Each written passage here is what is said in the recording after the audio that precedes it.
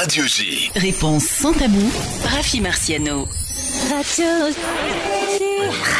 J. Bonjour à tous les auditeurs et bienvenue à tous ceux qui nous rejoignent aujourd'hui sur Radio J pour cette nouvelle émission des réponses sans tabou. Une des faiblesses de toute société et de communauté, c'est celle parfois d'une certaine ingratitude à l'égard des hommes et des femmes qui ont bâti et façonné le judaïsme français dans toutes ses dimensions. Il est réconfortant cependant de souligner que le réseau scolaire Otsara Torah semble avoir démenti cette affirmation. En effet, un hommage émouvant réunissant plusieurs personnalités rabbiniques communautaires du monde scolaire a été rendu dimanche dernier à la mémoire du président fondateur Jean-Paul Amouyal. Lionel Dufresne, bonjour. Bonjour.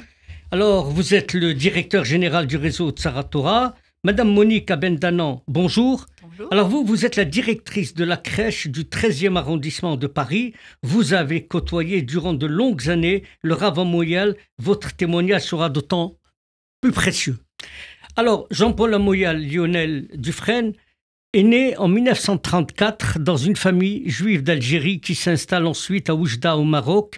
Après son arrivée en France à l'âge de 17 ans, il disait toujours de lui qu'il était un enfant du siècle. Il était là, pur produit de l'école républicaine. Son univers, c'est le scoutisme, sa passion, c'est le livre. Tout bascule lorsqu'il se retrouve à Gateshead, en Grande-Bretagne, à l'Yeshiva, et il rencontre la passion de l'étude et de l'éducation. Après avoir dirigé l'école Akiva de Strasbourg, sa grande aventure fut de la création du réseau Otsara Torah France. 20 écoles, 3500 élèves. Cet homme profondément juif se découvre un militant hors norme, un bâtisseur exemplaire pour accomplir sa mission. Il n'hésitait jamais à solliciter les grands donateurs et des grands rabbins. Lionel Dufresne, diriez-vous que son obsession fut d'abord l'éducation juive ? Je ne sais pas si c'était une obsession dans ce sens-là, mais en tout cas, c'était une vocation et c'était ce qui l'animait tout au long de sa vie et surtout tout au long de ses journées.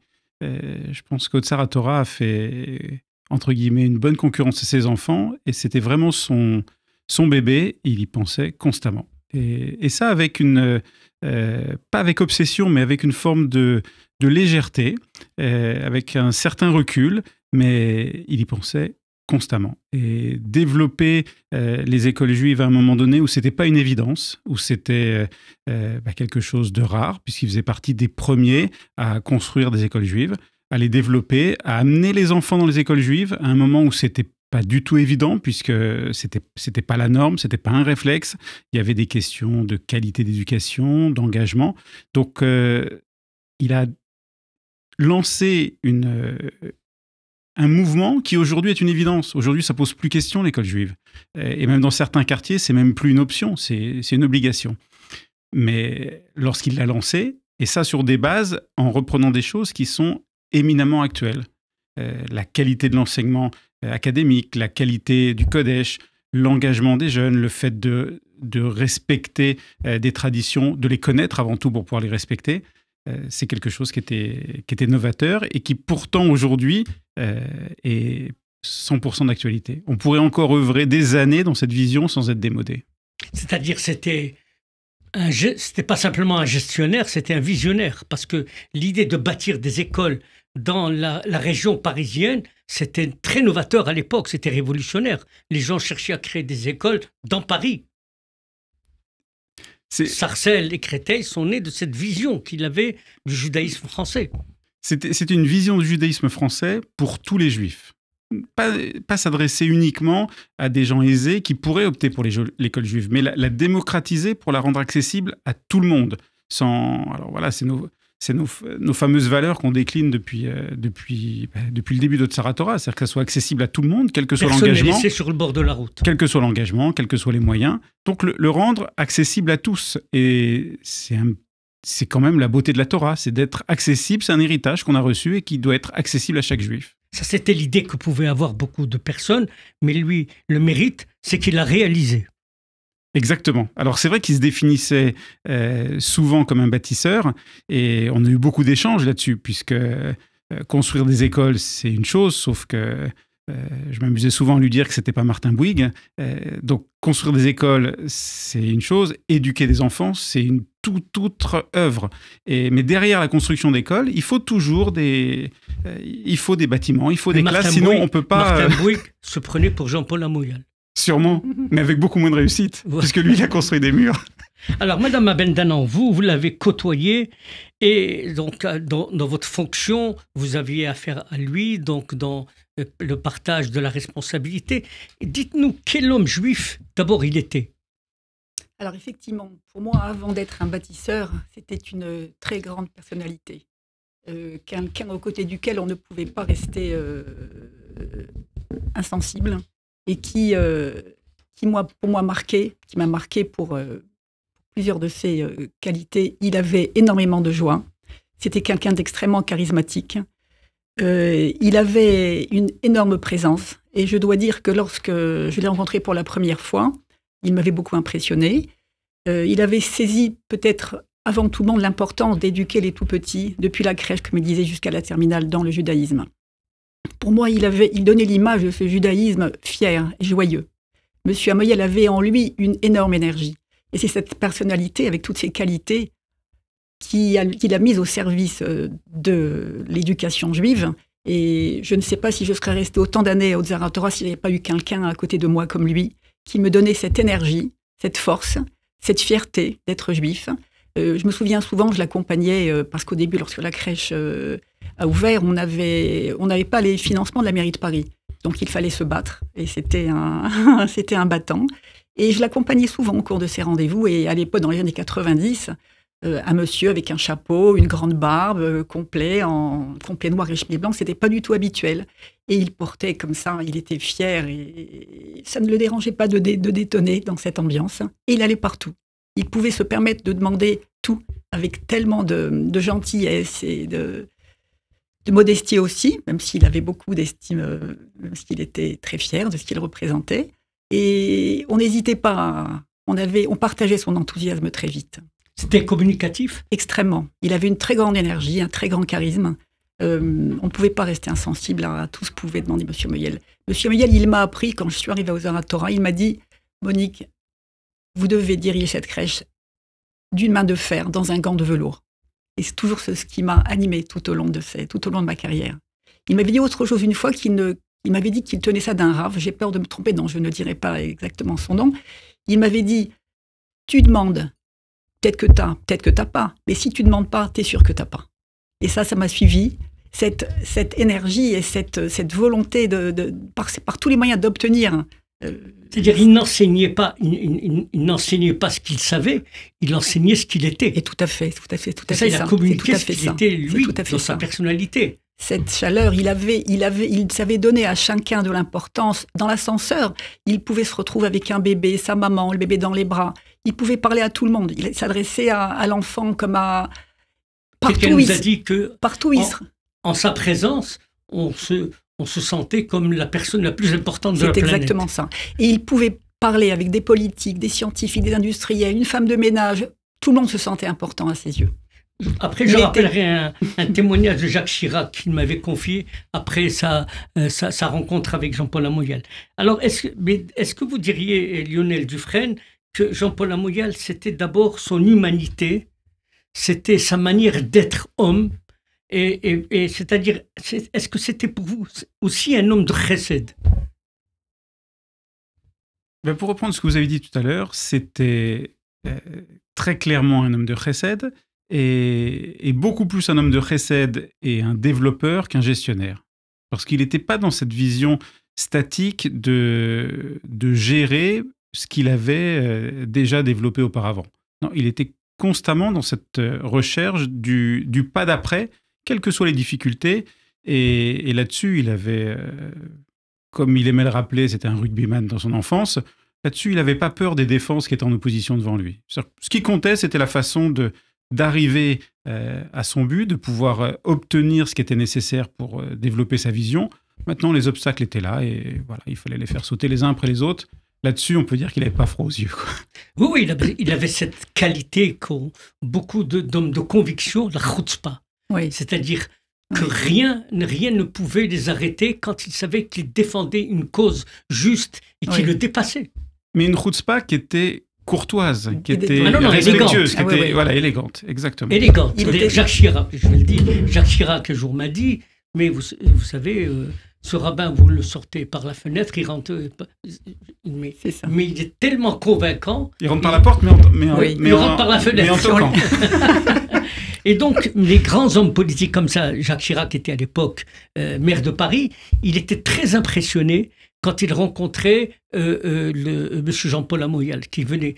Et c'était toujours pour demander quelque chose. C'était jamais pour se plaindre ou dire que ça va pas. C'était pour dire le développement. Vous avez ressenti ça, Madame Bendanan? Ah, mais cette joie communicative, cette force, et c'est cette énergie qu'il communiquait, il était désarmant. Je crois qu'il pouvait tout demander avec ce regard expiègle, ces anecdotes qu'il pouvait raconter à tout un chacun, son sourire, sa voix chaude. On avait qu'une envie, c'est de lui être agréable. Et je pense qu'autour de lui, quand il arrivait à ses rendez-vous, effectivement, Alors, il c'était un arrivait souvent. bâtisseur. Tout le monde le reconnaît. Clairement. C'était un battant, tout le monde le dit. Mais il avait aussi de dire, c'est les finances, je vais m'en occuper. Il n'y a pas d'obstacle. Il n'y a pas d'obstacle. Si c'est l'argent, je sais le trouver. Et il passait son temps dans les avions pour aller trouver tel et tel donateur pour les écoles. Comment vous expliquez cette énergie permanente qu'il avait, Lionel Dufresne? Parce que Otsaratora, c'était son bébé, parce que c'était quelque chose en qu'il il croyait plus fort que tout. Donc à partir de là, il considérait que Otsaratora devait exister, devait se développer, devait être pérennisé, et donc tous les moyens étaient bons. Et là où il y avait cette dimension de chesed, c'est qu'au lieu de gérer justement le réseau, de répartir un peu la charge sur tout le monde, il considérait qu'en tant que créateur, fondateur, il lui revenait la charge de trouver les fonds. Et donc, comme vous dites, il courait le monde, surtout aux États-Unis, à un moment donné où même dans les dernières décennies de sa vie, il était entre Jérusalem, Paris et New York essentiellement. Ça veut dire qu'il était beaucoup plus dans les aéroports que dans le 13e. Alors, Madame Bendanan, je rappelle que vous êtes la directrice de la crèche, mais c'est l'inquiété de ne pas avoir une crèche.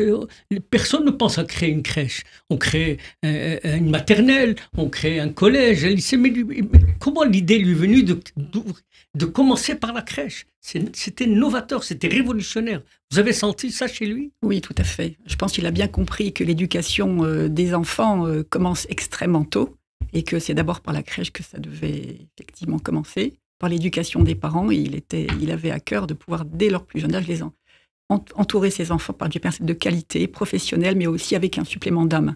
Et c'est ça que je crois que je dis, une crèche comme celle-ci, c'est une crèche avec un supplément d'âme, avec des valeurs qui nous permettent Mais d'offrir ça n'a jamais été au détriment de sa famille. Il était par mots et par vous, Lionel Dufresne, mais il était toujours présent sur le plan familial. Pour sa famille à lui? Oui. Toujours présent, mais je pense que Otsaratora a pris une place énorme. Mais familialement, je veux dire, mais il n'a jamais manqué à ses responsabilités. Il disait, j'ai 7 enfants, Oui. j'ai 65 petits-enfants et j'ai 240 arrière-petits-enfants, dont je n'arrive pas à me rappeler les prénoms. Il racontait cette anecdote en disant qu'un jour il était en Espagne et un groupe de fillettes s'est jeté dans ses bras, papi, il ne savait pas qui c'était. Et ça dénote tout son investissement entièrement pour Otsaratora. C'est ça que vous comprenez? Sa famille, c'était quelque chose de très important. Mais, enfin, il n'y a pas de mais d'ailleurs, Otsaratora faisait partie de sa famille. Donc, il avait effectivement le nombre de petits-enfants qui est en constante évolution et d'arrière-petits-enfants surtout. Donc, un nombre qui était plus que conséquent. Mais il faut rajouter les enfants d'Otsaratora. Oui, mais quand on revient en arrière, Madame Bendanan, il était pas d'une famille religieuse. Il n'était pas du tout dans ce monde-là. Quand il a connu dans les camps des EI sa future épouse, il raconte qu'ils allaient de camp en camp et on lui a posé la question, est-ce que tu connais Akadosh Baruch Hu? Il dit non, je ne sais pas qui c'est. Vous vous rendez compte, vous voyez cet itinéraire, je ne sais pas qui c'est Akadosh Baruch Hu, et ça devient Jean-Paul Amouyal. Et dans l'intermédiaire, il était aux éclaireurs israélites de France, Et il a été totémisé. Et vous savez comment on l'a appelé dans son totem? Puma. Puma, eh bien, les gens comprennent que Puma, c'était c'était plutôt quelqu'un qui s'occupait de tout. Le Puma, c'est quelqu'un qui est présent partout. Et c'est ce totem qu'on lui a donné, il l'a porté avec beaucoup de fierté. Et d'ailleurs, beaucoup de gens de sa génération, quand on vous lui dit Jean-Paul Amouyal, ils disent oui, Puma, oui. C'est-à-dire qu'ils ne connaissent pas Jean-Paul Amouyal, mais Puma, oui, je connais. Ça veut dire que c'était quelque chose de très prégnant dans la communauté juive. Alors, son passage ensuite à l'école Akiva, et c'est à l'école Akiva qu'il y a le déclenchement de l'importance de l'éducation. Et c'est là qu'il va il va consacrer sa vie à l'éducation, pas simplement bâtir, mais à monter des programmes d'éducation. C'est comme ça que vous l'avez ressenti, Lionel Dufresne? Moi, je l'ai connu bien après, mais on connaît un peu son parcours, justement, où il vient d'une famille algérienne relativement éloignée des traditions. Et tout son développement, il est parti d'un militantisme qui est venu très tôt. C'est-à-dire que très tôt, il avait cette fibre communautaire, son investissement à travers des mouvements de jeunesse. Et quand il y a eu la croisée des chemins avec l'éducation, eh bien, ça a donné la dynamique Otsara Torah. Et je pense que ces deux forces-là se sont conjuguées chez lui. Et elles étaient importantes. Le militantisme communautaire, le désir, la volonté de s'investir pour la communauté, et avec une spécialité qui est l'éducation, sachant qu'il a été enseignant, qu'il était lettré. Donc, finalement, vous avez toutes ces forces-là, les sciences académiques, la Torah, le militantisme, qui se sont conjuguées et qui ont trouvé un élan nouveau et une force nouvelle en se focalisant sur l'éducation juive. Oui, mais derrière cette apparence élégante, joyeuse, joviale, etc., se cachait un redoutable homme politique, parce qu'il connaissait le monde politique parfaitement en tant qu'observateur de la politique, mais aussi de la vie juive. Il savait qui était qui faisait quoi. C'est ça qui lui a permis cette connaissance dans les méandres du judaïsme français et de la République française, qui lui permettait d'être très à l'aise. C'est ça, comme ça, Madame Ahmed Danan. Tout à fait. Il avait des amis, Monsieur Toubon était un ami à lui, qui était à l'époque maire du 13e, quand la crèche a ouvert, en plus, qui est devenu par la suite ministre de la Culture. Effectivement, c'est lui d'ailleurs qui avait intercédé auprès de la mairie de Paris pour qu'on puisse être financé. Non, il avait des relais, il était aussi bien à l'aise dans la communauté que parmi les hommes politiques. Je vous disais, il avait ses réseaux et tout le monde l'appréciait. Non, mais Lionel Dufresne, Jean-Paul Amouyal était un homme orthodoxe, mais jamais il n'a imposé une ligne de conduite ou intolérante. Il acceptait, chaque juif pouvait être comme il était, et il l'acceptait. Il n'a jamais défini, il n'était pas dans le rejet il n'a jamais écarté personne. D'ailleurs, sa politique, c'était qu'aucun enfant ne pouvait rester sur le bord de la route. Il n'était pas dans une vision statique, il était dans une vision d'évolution. Donc finalement, l'optique, c'était d'emmener tout le monde et de parcourir un bout de chemin ensemble. Voilà, dans cette logique, le but après Otsara Torah, c'était d'envoyer des enfants en séminaire et en yeshiva. Et de poursuivre comme ça, sans pour autant exclure des études académiques ensuite. Donc, voilà,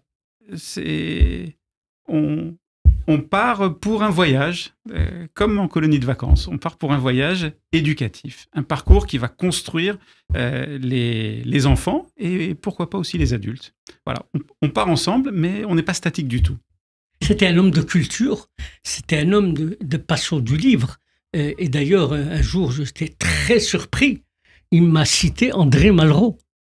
Et qu'est-ce qu'il m'a cité chez André Malraux? Il m'avait dit que les grands rêves poussent les hommes aux grandes actions. C'était ce qui le caractérisait à lui. Et je lui dis, mais comment vous connaissez André Malraux? Je lis. J'adore lire. Donc il avait cette culture générale. On pouvait penser qu'il était en retrait, quand on est dans le monde orthodoxe, en retrait de la société. Pas du tout. Il était imprégné de lecture, de connaissances. Vous l'avez senti ça dans toute sa présidence? Ça, c'était en filigrane constamment. Il était prof de français, donc ce goût de la lecture, il l'avait mis en pratique. C'était sa première profession. Et ce raffinement et ce goût de l'écriture, des phrases qui sont bien construites et qui ont du sens, ça, c'était Il aimait écrire ses discours. Ah oui. Il aimait écrire ses discours, ou alors quand il demandait des idées, il effaçait et remettait ça. C'est-à-dire qu'il était très exigeant, c'est comme ça que vous l'avez vécu avec lui?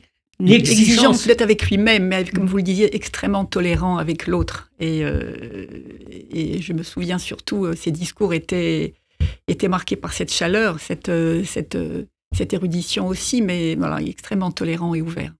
Alors, Madame Abed-Nanon, est-ce que vous diriez aujourd'hui que vous mesurez, et je pose la question à Monsieur Dufresne aussi, est-ce que vous mesurez sa grandeur, je dirais, au vide qu'il laisse? Je pense qu'on l'a mesuré bien avant. C'est pas un instant T où on se retourne en se disant quel grand homme c'était et on s'en rend compte justement parce qu'il y a un vide. C'est-à-dire que depuis, comme a dit Madame Abed-Nanon, au premier moment, et ça était aussi mon cas, lorsqu'on le rencontrait pour la première fois, on était impressionné de cette détermination qui était une détermination à la fois implacable, mais douce. C'est-à-dire que voilà, il n'y avait pas de violence, mais c'était par contre une détermination assumée, tranquille, claire. Ça, on le sentait depuis le début. Ce qu'il faisait et ce qu'il avait fait, on le voyait aussi. Donc, oui, à un moment comme celui-là, forcément, on entend des témoignages, donc des choses qu'on ne connaissait pas, parce qu'on ne connaissait qu'une facette, et on se rend compte que c'est un homme qui a une vie bien remplie. Donc, on envie ces réalisations-là. Mais donc, oui, on découvre de nouvelles choses. Donc, ça complète, on va dire, le schéma qu'on avait déjà en tête. Madame Abed-Nanon, Jean-Paul Amouyal est décédé le 23 janvier dernier. Il avait donc 89 ans à Jérusalem. Et ça a été un coup de tonnerre planétaire. C'est-à-dire que là, d'un coup, on a vu des communautés à travers toute la Terre saluer sa mémoire de grand visionnaire. Vous avez été surpris par ces hommages qui arrivaient de partout, des gens qu'on ne connaissait pas?